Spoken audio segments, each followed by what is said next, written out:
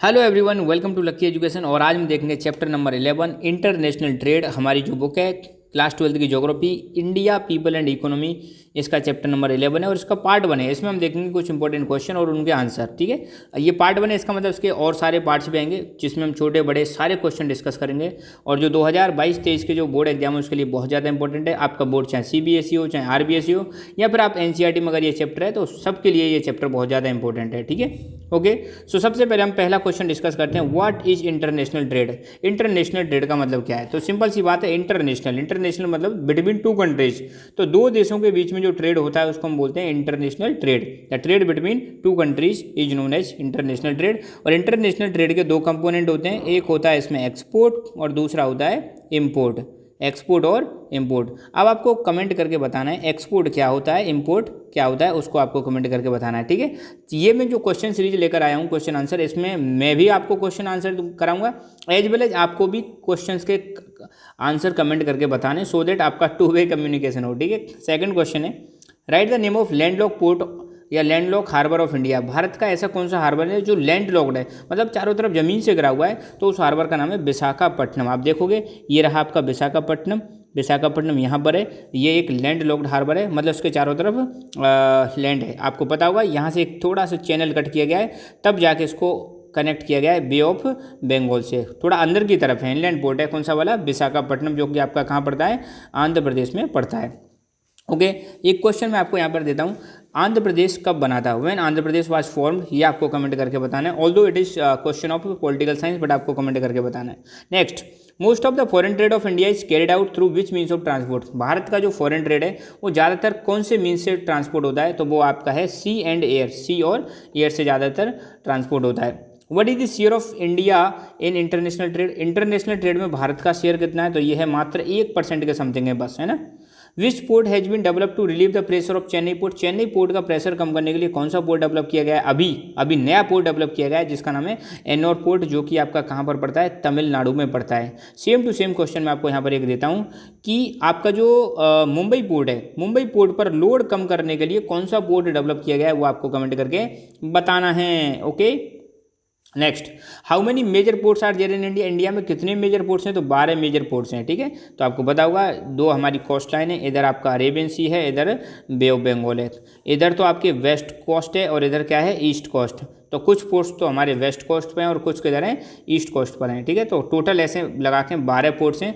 अगर मैं आपको नाम गिनाऊँ तो मैं अभी आपको नाम भी गिना सकता हूँ। देखो, आपका यहाँ पे आपको मिलेगा कांडला पोर्ट, फिर आपका यहाँ पे है मुंबई पोर्ट, फिर आपका जवाहरलाल नेहरू पोर्ट है तब महाराष्ट्र में, फिर गोवा में मारमागांव, फिर न्यू मैंगलोर आपका कर्नाटक में, और फिर कोची पोर्ट आपका केरल में है, तूतीकोरिन आपका तमिलनाडु में है, फिर चेन्नई पोर्ट भी आपका तमिलनाडु में है, और विशाखापट्टनम आंध्र प्रदेश में है। यहाँ पे पैरादीप यहाँ पर आपका उड़ीसा में है, और कोलकाता पोर्ट और हल्दिया पोर्ट ये आपके कहाँ पर पड़ जाएंगे? ये वेस्ट बंगाल में पड़ जाएंगे। तो ऐसे करके 12 पोर्ट हैं। ठीक है, यहाँ पे मैप में आप देख सकते हो, ये रहा कांडला पोर्ट, ये रहा मुंबई पोर्ट, मारमागांव गोवा में है, मैंगलोर कर्नाटक में है, कोचीन आपका पोर्ट केरल में है, टूटीकोरिन आपका तमिलनाडु में है, चेन्नई भी आपका तमिलनाडु में है, विशाखापट्टनम आंध्र प्रदेश में है, पैरादीप उड़ीसा में है, कोलकाता और हल्दिया वेस्ट बंगाल में। तो ये हैं हमारे मेजर पोर्ट्स। ठीक है, और अगर कोई पूछे कि वेस्ट कोस्ट पर कौन कौन से पोर्ट हैं, तो ये वाले जो पोर्ट्स हैं ये सारे के सारे वेस्ट कोस्ट पर आ जाएंगे, और ये वाले किस पर आ जाएंगे? ईस्ट कोस्ट पर आ जाएंगे। ये चीज़ आप ध्यान रखना। इंडिया का ओल्डेस्ट पोर्ट कौन सा है? तो इंडिया के ओल्डेस्ट पोर्ट का नाम है चेन्नई। और अगर कोई पूछे इंडिया का बिगेस्ट पोर्ट कौन सा है, तो बिगेस्ट पोर्ट में आ जाएगा मुंबई। तो क्वेश्चन भी बन जाएगा नया। ठीक है, ये चीज़ आप ध्यान रखना। 3 आपको ऐसे तरीके बताने जो इंडिया ने अडॉप्ट किए हैं जिससे इंटरनेशनल ट्रेड हमारा जो है बढ़ चुका है। तो ऐसे कौन 3 तरीके अपनाए इंडिया ने जिससे इंटरनेशनल ट्रेड बढ़ गया? तो पहला है इंपोर्ट लिबरलाइजेशन।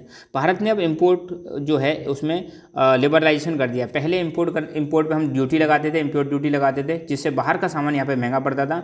अब इंडिया ने क्या कर दिया? इंपोर्ट में लिबरलाइजेशन कर दिया। आपको पता होगा 1991 में सरकार ने इकोनॉमिक रिफॉर्म्स लेके आई थी हमारी सरकार, है ना, जिसको हम बोलते हैं liberalisation, privatisation and globalisation reforms बोलते हैं। दूसरा, इंपोर्ट ड्यूटी कम कर दी। और तीसरा, डी लाइसेंसिंग। पहले आपको पता है इंडस्ट्री लगाने के लिए बहुत सारे लाइसेंस लेने पड़ते थे, अब लाइसेंस वाला सिस्टम थोड़ा सा कम कर दिया, जिसकी वजह से इंडस्ट्री लगाना आसान हो गया और इंटरनेशनल ट्रेड हमारा बढ़ गया। Name the first major sea port developed after independence. आज़ादी के जस्ट बाद आपको कौन सा पोर्ट डेवलप किया गया था? तो आज़ादी के जस्ट बाद आपका कांडला पोर्ट डेवलप किया गया था। क्यों किया गया था? देखो, कांडला पोर्ट डेवलप करने के दो रीजन है, मैं आपको यहीं पर समझा देता हूँ। पहला रीजन ये कि आपको पता है कराची पोर्ट जो था पार्टीशन के बाद पाकिस्तान में चला जाता है, तो कराची पोर्ट का लोड किस पर बढ़ गया था? मुंबई पर। तो पहली चीज़ तो कराची पोर्ट का कंपनसेशन करने के लिए आपका कांडला पोर्ट डेवलप किया गया था जो कि गुजरात में, और दूसरा मुंबई पोर्ट का लोड कम करने के लिए आपका कांडला पोर्ट डेवलप किया गया था। ये चीज़ ध्यान रखना। Mention any 4 items which India imports from other countries. India ऐसे 4 आइटम्स के नाम बताओ जो इंडिया इंपोर्ट करता है। कहाँ से? बाहर के देशों से। इसमें आता है petroleum and petroleum products, fertilisers, machinery और ट्रांसपोर्ट इक्विपमेंट। ये किसमें आ जाएंगे? आपके 4 इक्विपमेंट आ जाएंगे, 4 आइटम आ जाएंगे जो बाहर से इंडिया इंपोर्ट करता है। State the major problem being faced by Kolkata sea port. Kolkata sea port के सामने सबसे बड़ी समस्या क्या है? देखो, पहली बात तो ये ध्यान रखना, कोलकाता जो सी पोर्ट है ये हुगली रिवर पर बना हुआ है। कौन सी रिवर पर बना हुआ है?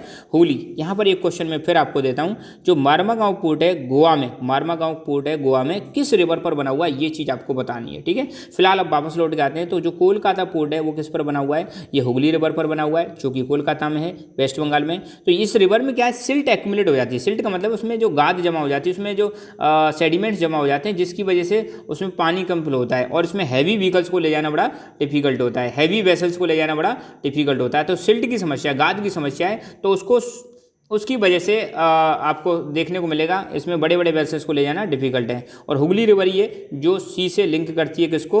कोलकाता पोर्ट को, ठीक है। तो इसमें सिल्ट जमा हो जाती है, गंदगी सी जमा हो जाती है, उसको साफ करना जरूरी है। तो इसी वजह से बड़े बड़े व्हीकल्स नहीं जा पाते हैं। एक टॉपिक है जिसका नाम है हिंटरलैंड। हिंटरलैंड क्या होता है ये चीज़ आपको समझना है। देखो, हिंटरलैंड का मतलब क्या है, ऐसे समझ लो, ये आपका मुंबई पोर्ट है ना, तो मुंबई पोर्ट मान लो इस आसपास के रीजन में फैसिलिटी प्रोवाइड करा रहा है। इस आसपास के रीजन में मान लो कोई इंडस्ट्री लगी हुई है, तो इंडस्ट्री से सामान को ये पोर्ट बाहर भेज देता है, एक्सपोर्ट कर देता है। और इस वाले रीजन में बाहर से कोई सामान आ रहा है तो मार्केट की तरह काम करता है। तो पोर्ट के आसपास का एरिया होता है, ठीक है, ध्यान रखना। ये हिंटरलैंड क्या होता है? जैसे मान लो यहाँ पोर्ट है, तो पोर्ट के आसपास का ही एरिया होता है, पोर्ट के पीछे वाला एरिया होता है। तो hinterland is an inland area that lies behind the port. पहली बात तो ये इनलैंड एरिया है, मतलब भीतर की तरफ है लैंड वाले पार्ट में, और दूसरा पोर्ट के पीछे की तरफ का एरिया होता है। दूसरी भी चीज़, ये रोड से कनेक्ट होता है और रेलवे से कनेक्ट होता है, क्योंकि यहाँ पे सामान जो आएगा यहीं थोड़ी रहेगा, ये सामान यहाँ पे जाएगा ना मार्केट में बेचने के लिए, या फिर यहाँ पे कोई इंडस्ट्री लग रही है तो बाहर जाएगा, एक्सपोर्ट होगा। तो हिंटरलैंड में आपको पता है हिंटरलैंड से सामान एक्सपोर्ट हो रहा है और हिंटरलैंड में इम्पोर्ट भी हो रहा है। Commodities for export are sent to the port.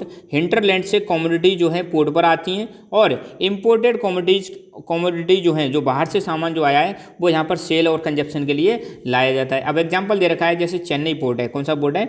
Chennai port है। मैं बताता हूँ, जैसे मान लो यहाँ चेन्नई पोर्ट है, तो चेन्नई पोर्ट से हिंटरलैंड कौन कौन से हैं? इसके हैं तमिलनाडु और पुदुचेरी। मतलब चेन्नई पोर्ट से जो सामान है, बाहर से अगर कोई सामान आ रहा है वो कहाँ जा रहा है? पौंडीचेरी में जा रहा है और तमिलनाडु में जा रहा है। और तमिलनाडु और पौंडीचेरी से सामान बाहर एक्सपोर्ट हो रहा है, किसके माध्यम से? चेन्नई पोर्ट के माध्यम से। तो चेन्नई पोर्ट के पीछे वाला जो इलाका है जिसमें तमिलनाडु और पौंडीचेरी दे रखा है, ये है चेन्नई पोर्ट का हिंटरलैंड। ये चीज़ आप ध्यान रखना, ठीक है। तो आज के लिए इतने ही क्वेश्चन, आई होप आपको सब समझ में आए होंगे। ये हमारा टेलीग्राम चैनल है लकी एजुकेशन, इसको आप ज्वाइन कर सकते हो। इसमें फ़ायदा ये रहेगा कि जितने भी वीडियो जाएंगे हमारे आने वाले टाइम पर, सारे के सारे वीडियोज़ की लिंक यहाँ पर अवेलेबल रहेगी और आप हमसे कनेक्ट भी रहोगे। So thank you so much, keep learning, keep enjoying and God bless you all. जय हिंद, जय भारत।